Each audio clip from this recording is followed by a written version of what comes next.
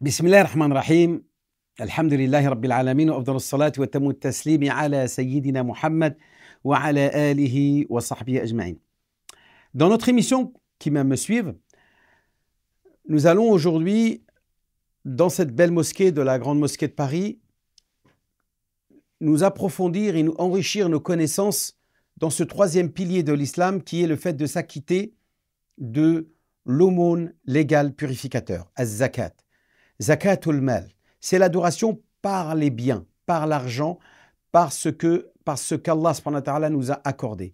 C'est le test et l'examen suprême d'Allah subhanahu wa ta'ala sur nous quand il nous demande de, par notre plein gré, volontairement, sans contrainte, de nous imposer à nous-mêmes, de redistribuer, de partager ce qu'Allah Azza wa Jal nous a accordé comme richesse pour en donner une part à ceux qui sont dans le besoin et qui sont des nécessiteux. Notamment les misérables, al-masakin, al-fuqara aussi, les pauvres, ceux qui n'ont pas atteint le degré de richesse, peuvent aussi obtenir cette zakat, peuvent être bénéficiaires de cette zakat. Le Coran nous parle de 8 catégories. Il y a aussi les endettés. Il y a les gens à qui on veut affermir leur cœur pour les encourager à se convertir. Al-mu'allafati qulubuhum, même si celui-ci a été abrogé par le calife Omar. Affranchir des esclaves, ce n'existe plus aujourd'hui, mais elle est citée dans le verset. S'il y avait encore des esclaves aujourd'hui, on pourra utiliser la zakat pour les affranchir et leur rendre leur liberté.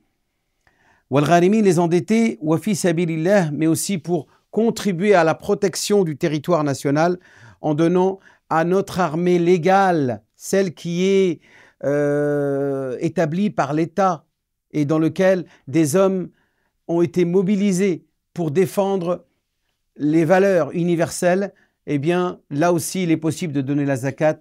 Wa fi sabilillah, wa ibn sabil, un vagabond, un homme qui, chez lui, est riche, mais se retrouve dépourvu dans un territoire éloigné de ses terres, là où il vient d'origine, là où il est originaire. Et donc là aussi, il est possible de lui donner cette zakat. Donc cette zakat est de 2,5%, c'est-à-dire 1 sur 40. Vous prenez la somme que vous avez thésaurisée, capitalisée pendant 1 an. Thésaurisée, ça veut dire mis de côté. On ne dit pas épargner, parce que l'épargne, forcément, il y a des intérêts. Le terme exact, c'est thésaurisé, qui vient du mot trésor.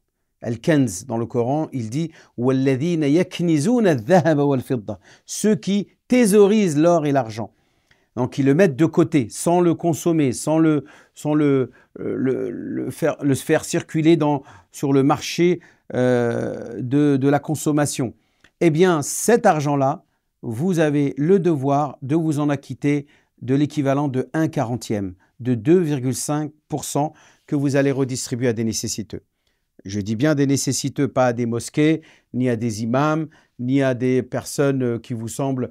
dernièrement, j'ai une question d'une personne qui est riche, qui avait besoin d'un médicament, et un membre de sa famille m'a demandé si elle pouvait utiliser la zakat pour lui acheter ce médicament.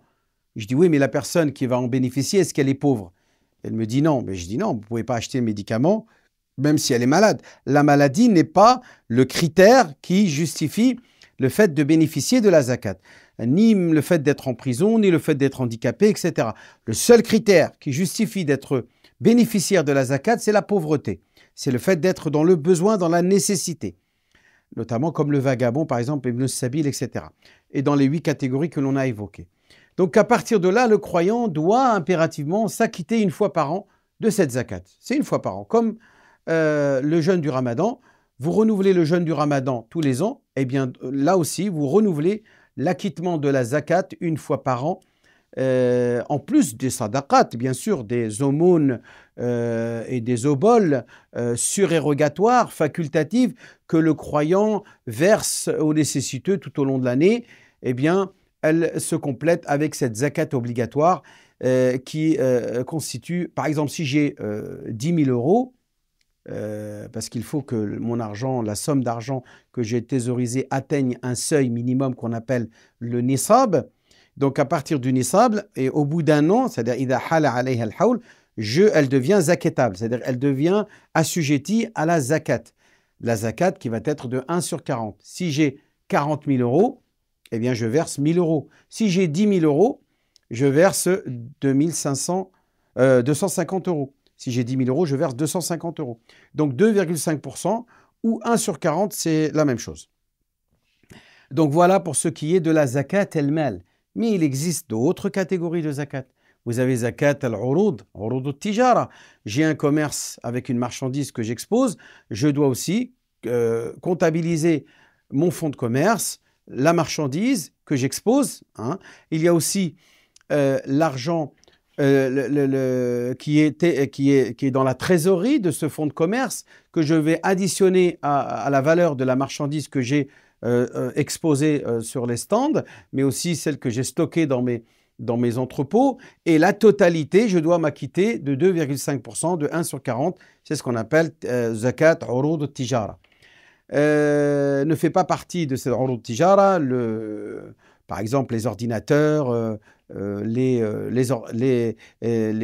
moyens de transport, les camions, tout cela qui est utilisé pour transporter la marchandise ne fait pas partie de cette urud tijara. Seule la marchandise concernée par la vente et l'achat eh bien, sont assujettis à cette zakat. Aussi d'autres formes de zakat, vous avez la zakat de l'agriculture, de tout ce qui peut être cultivé à partir de la terre. Eh bien, là encore, c'est entre 5 et 10%.